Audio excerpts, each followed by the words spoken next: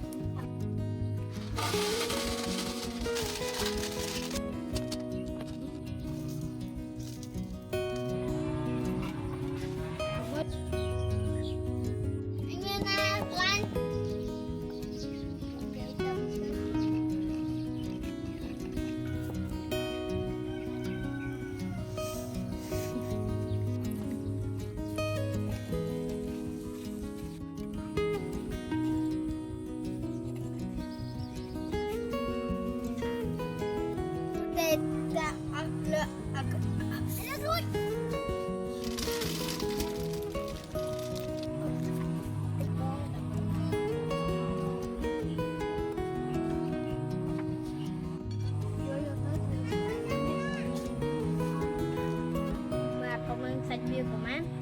Wow.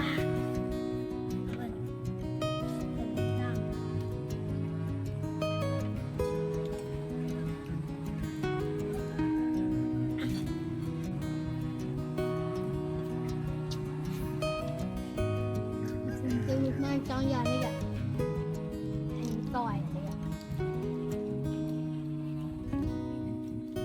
Lấy máu mình lại cho chứ anh tỏi bọc luôn.